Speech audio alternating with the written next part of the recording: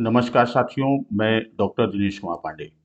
साथियों, आज के खंड में हम लोग बात करेंगे शब्द और शब्द के अंतर्गत आज शब्द के भेद का विभिन्न आधारों पर बताया गया है, यानी शब्दों का वर्गीकरण विभिन्न आधारों पर किया गया है। तो हम लोग आज चलते हैं, पहले बात करते हैं कि आज का जो हमारा टॉपिक है यानी शब्द। शब्द है क्या? तो जब हम शब्द की बात करते हैं तो हम जानते हैं कि भाषा की जो मूल इकाई होती है, भाषा की मूल इकाई भाषा की मूल इकाई क्या है? भाषा की मूल इकाई ध्वनि है। और इन्हीं ध्वनियों के लिए जो हम प्रतीक ध्वनियों के लिए जो हम प्रतीक या चिन्ह निर्धारित करते हैं, वही प्रतीक या चिन्ह हमारे क्या है? वर्ण है। तो अब यहां ध्वनि और वर्ण दो चीजें आती हैं।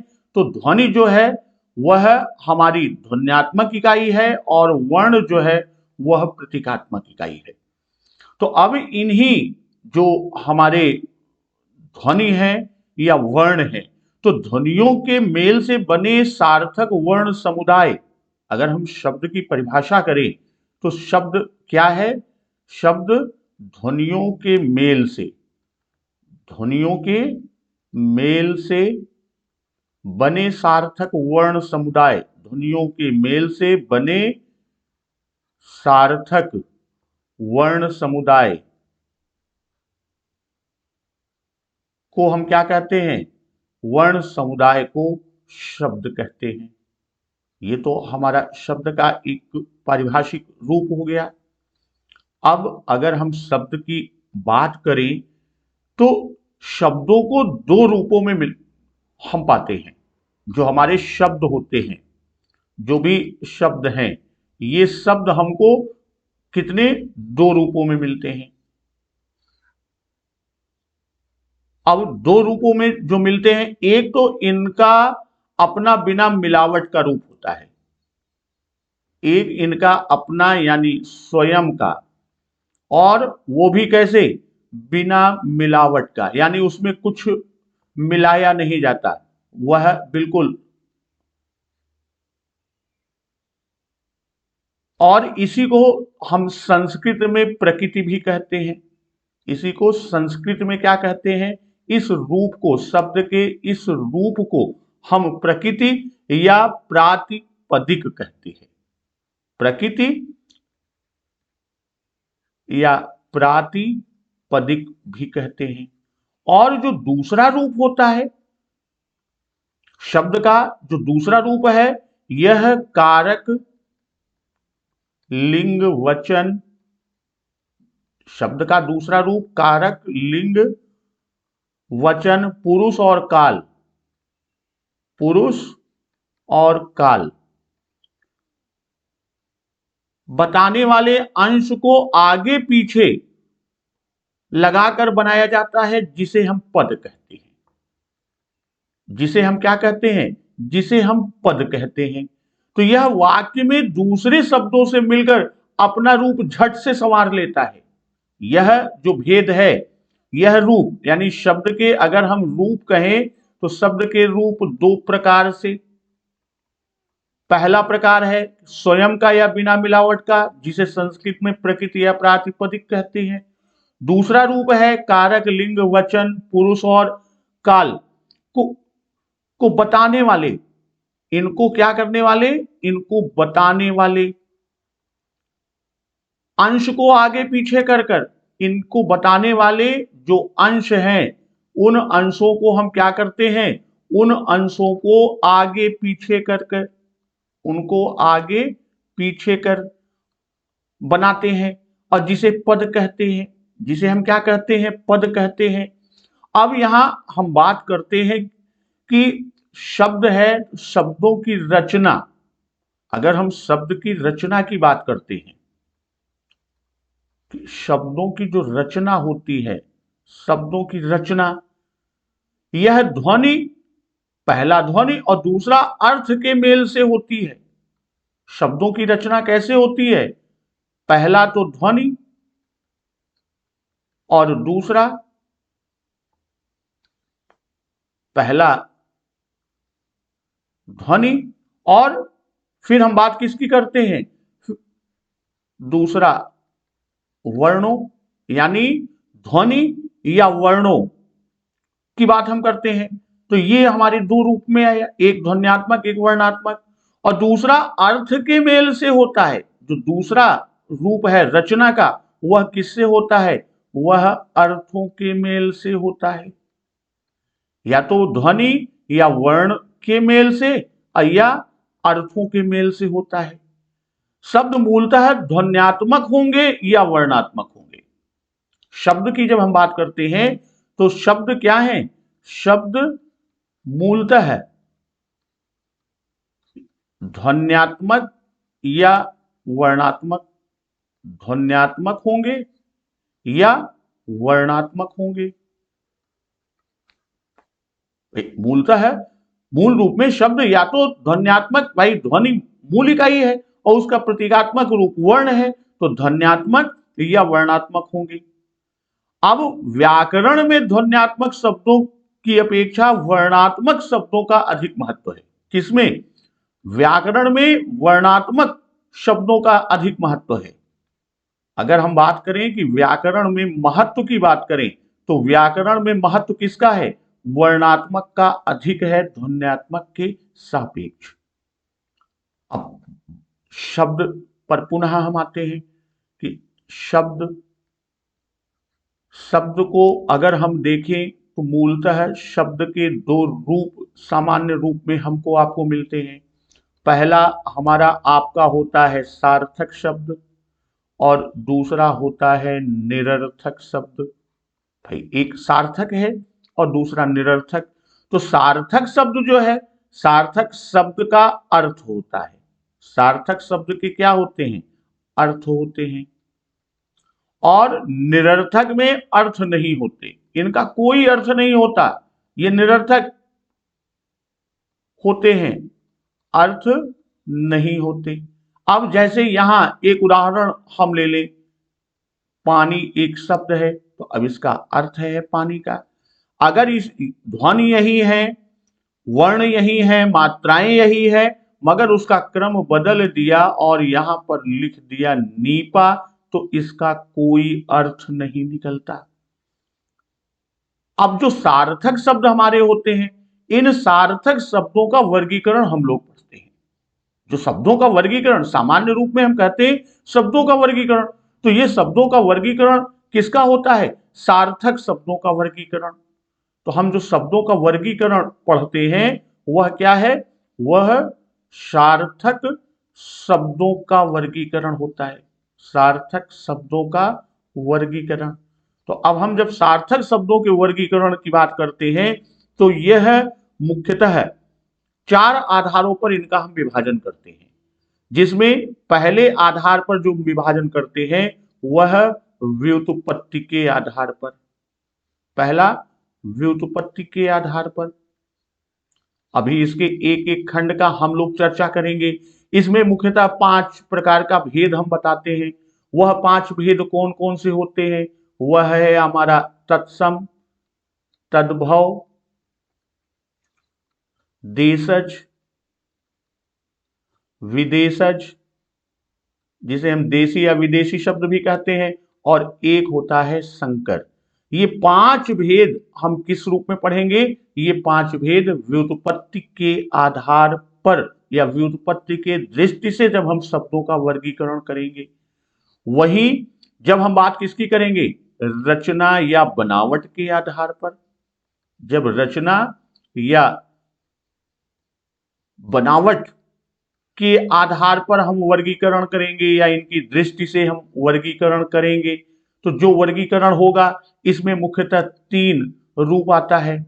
एक हमारा क्या आएगा, रूढ़ शब्द, दूसरा हमारा आएगा यौगिक शब्द, दूसरा शब्द कौन सा आएगा, दूसरा यौगिक शब्द, और तीसरा शब्द हमें मिलेगा योग रूढ़ शब्द।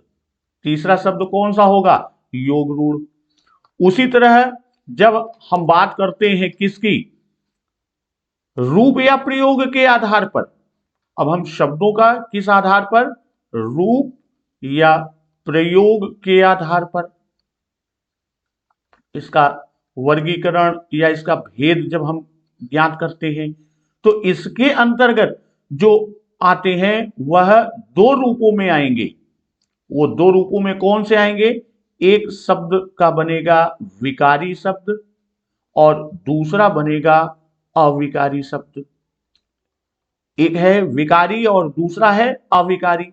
विकारी के अंतर्गत यानी जो लिंग वचन कारक के आधार पर रूपांतरित होता है वो विकारी शब्द, और इसमें कौन सा आता है, संज्ञा आएगा, सर्वनाम आएगा, विशेषण और क्रिया। विशेषण और क्रिया, ये चार शब्द जो है, संज्ञा शब्द, सर्वनाम, विशेषण और क्रिया, ये विकारी के अंतर्गत आएंगे।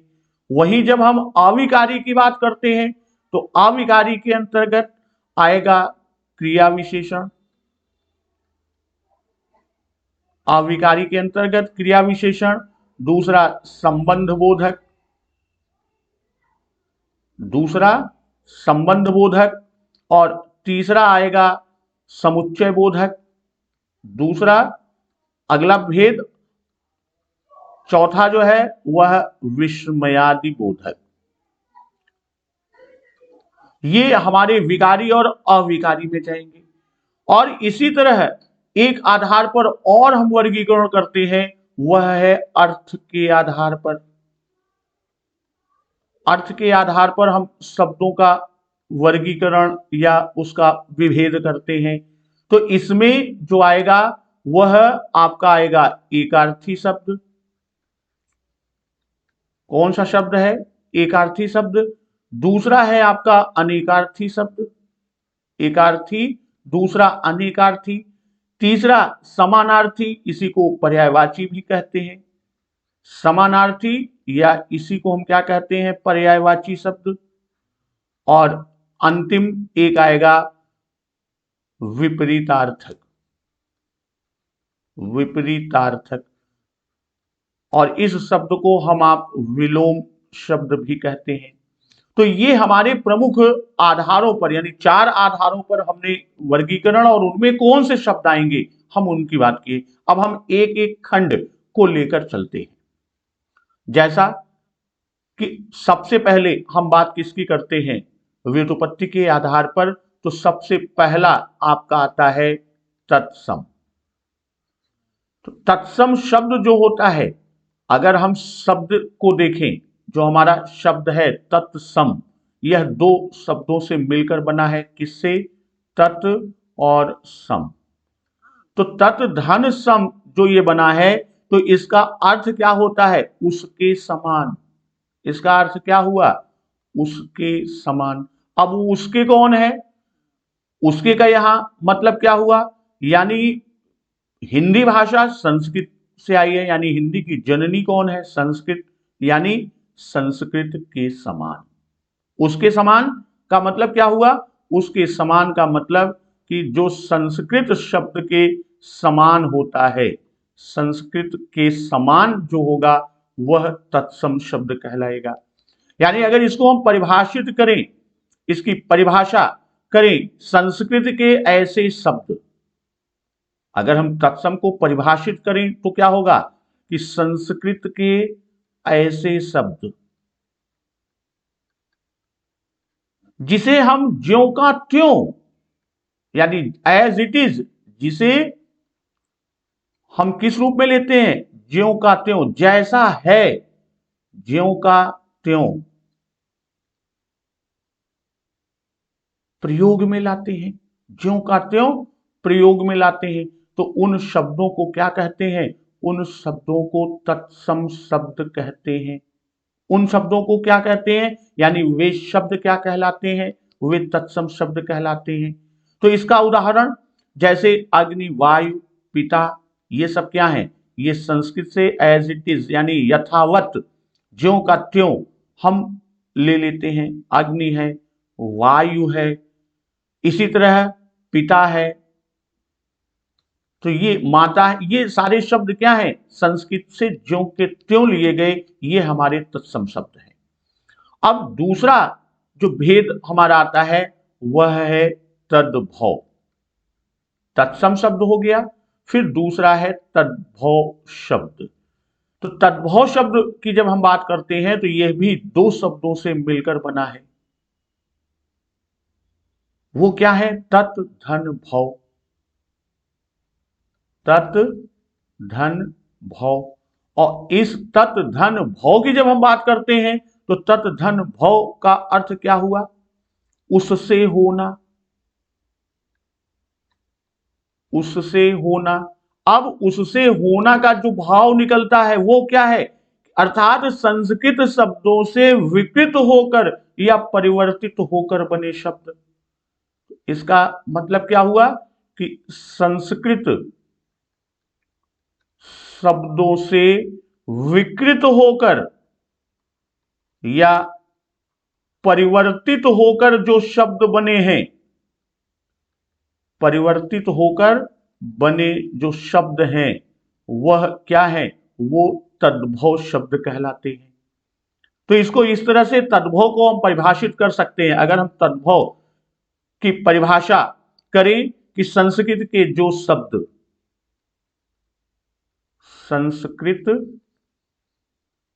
के जो शब्द प्राकृत, अपभ्रंश, पुरानी हिंदी, प्राकृत, अपभ्रंश, पुरानी हिंदी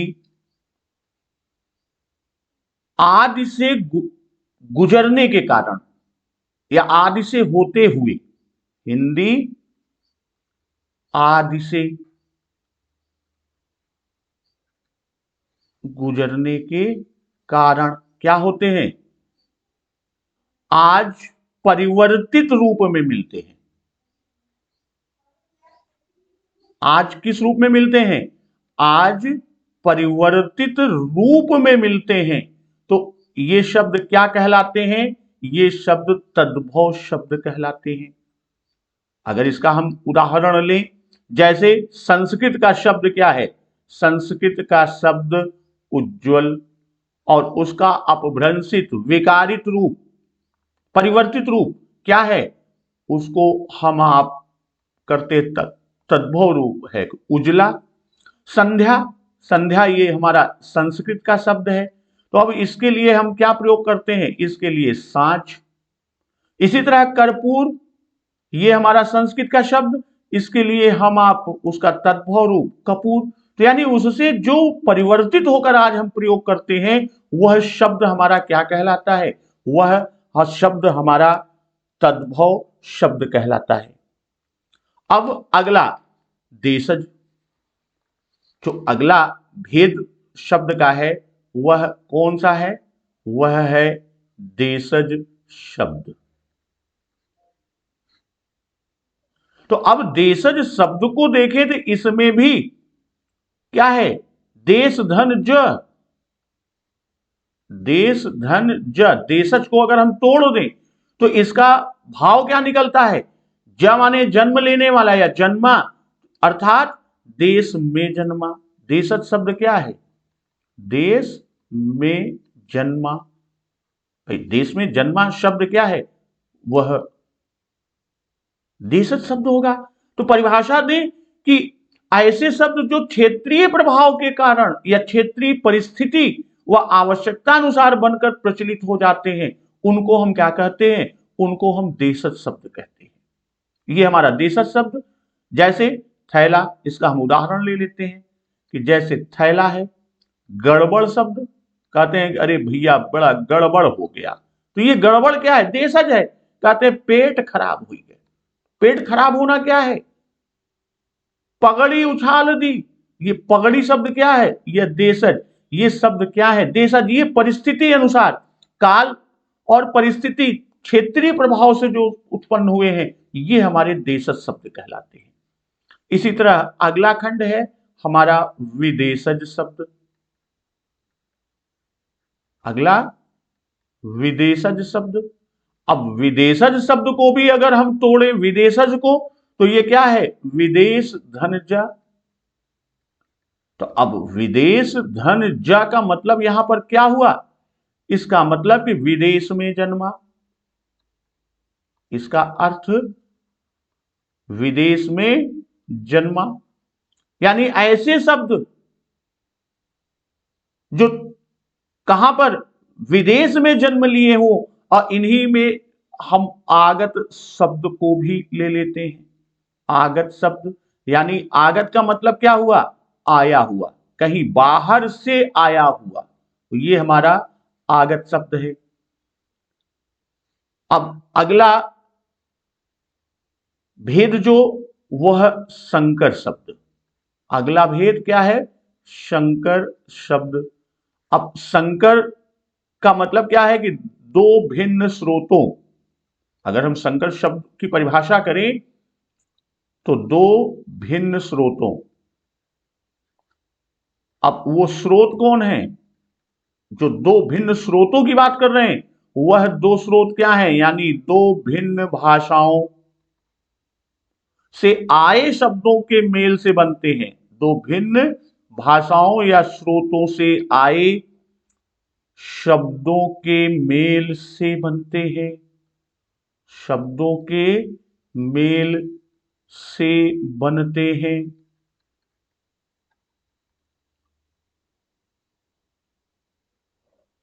तो इन शब्दों को हम क्या कहते हैं, इन्हीं शब्दों को हम, जो ये दो अलग अलग भाषा से आए हैं, यानी एक भाषा ये और एक भाषा ये। तो अब इसका उदाहरण हम एक दो उदाहरण यहां लेते हैं, जैसे छाया। छाया शब्द कहां का है, छाया शब्द संस्कृत का है, और इसका योग किससे हो रहा है, इसका योग फारसी शब्द दार से हो रहा है। ये शब्द क्या है, ये फारसी है, तो शब्द क्या बना, बना छायादार। उसी तरह है पानदान, शब्द है कौन सा, पानदान, यानी पान और धनदान। अब पान कहां का शब्द है, पान हिंदी का शब्द है। पान कहां का शब्द, पान हिंदी भाषा का शब्द है, और दान कहां का है, दान फारसी का शब्द है।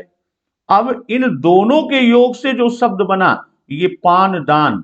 अब ये पान दान शब्द कौन होगा, यही पान दान शब्द, और ये छायादार शब्द, यही शब्द क्या है, यही शब्द संकर शब्द है। यानी दो भिन्न भाषाओं के या दो भिन्न स्रोतों से आकर मिलकर नए शब्द जो बनते हैं, वो संकर शब्द कहलाते हैं। अब हम बात करते हैं किसकी, रचना या बनावट के आधार पर। रचना या बनावट के आधार पर वर्गीकरण। तो इसमें पहला भेद हमारा आता है रूढ़ शब्द। पहला भेद कौन सा है, रूढ़ शब्द। और अगर हम रूढ़ शब्द की परिभाषा की बात करें, तो रूढ़ शब्द यानी जिन शब्दों के सार्थक खंड न हो, जिन शब्दों के सार्थक खंड ना हो, जिन शब्दों के सार्थक खंड ना हो, यानी उनके टुकड़े ना हो, और जो अन्य शब्दों के मेल से न बने हो। साथ ही साथ वो क्या कह रहा है कि जो अन्य शब्दों के मेल से न बने हो, यानी वो और किसी के मेल से ना बना हो, अन्य शब्दों के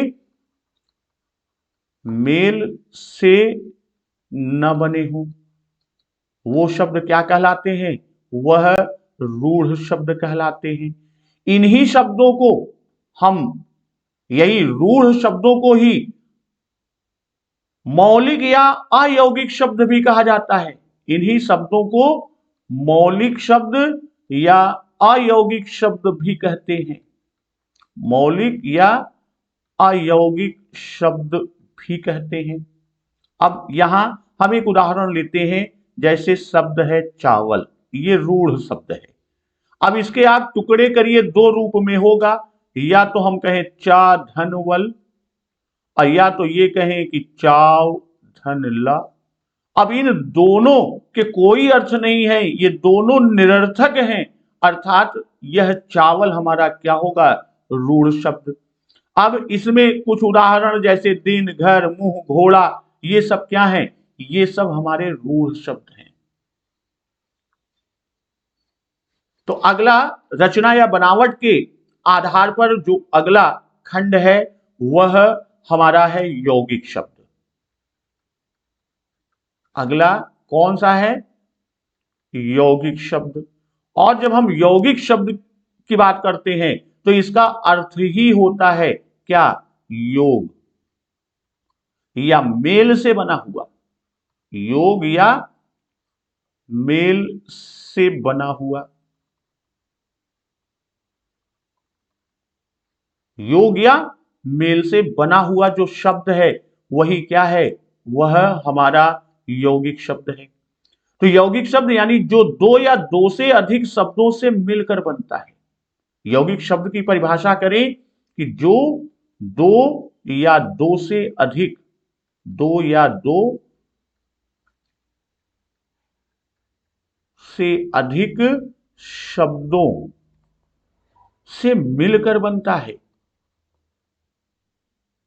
दो या दो से अधिक शब्दों से मिल कर बनता है,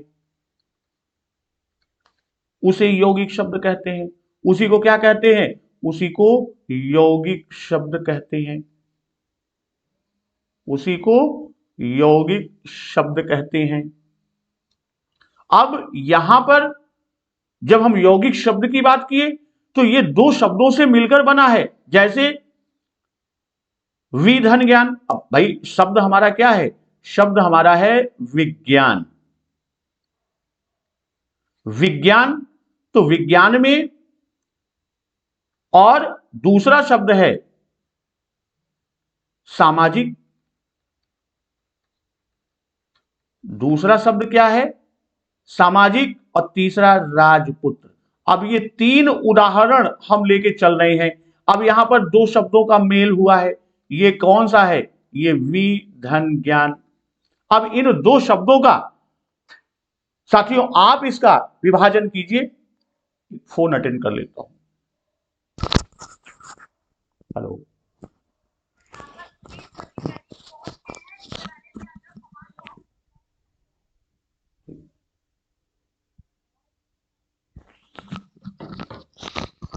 तो यहां पर विधन ज्ञान, दो शब्दों से विज्ञान बना। इसी तरह ये क्या बनेगा, ये समाज धन इक, और उसी तरह राजपुत्र यानी राजा का पुत्र। अब इसी तरह तीसरा भेद जो हमारा है वह किस रूप में है, योग रूढ़। जो अगला शब्द है, भेद है, वह क्या है, योग रूढ़ शब्द। तो योग रूढ़ शब्द, योग रूढ़ शब्द की जब हम बात करते हैं तो इसमें होता क्या है, योग रूढ़ में कि यौगिक तो होते हैं, योग रूढ़ शब्द क्या होंगे, ये यौगिक तो होंगे, ये यौगिक तो क्या होते हैं, यौगिक तो होते हैं, परंतु इनका अर्थ विशेष हो जाता है। परंतु क्या होता है, परंतु इनका अर्थ क्या होता है, इनका अर्थ विशेष हो जाता है। कहने का आशय यहां की योगरूढ़ शब्द में ये यौगिक होते हुए भी ये शब्द एक इकाई बन जाते हैं, एक इकाई हो जाते हैं, अर्थात सामान्य अर्थ को प्रकट ना कर ये विशेष अर्थ को प्रकट करते हैं। इसके एक दो उदाहरण से हम इसको समझते हैं, जैसे पीतांबर।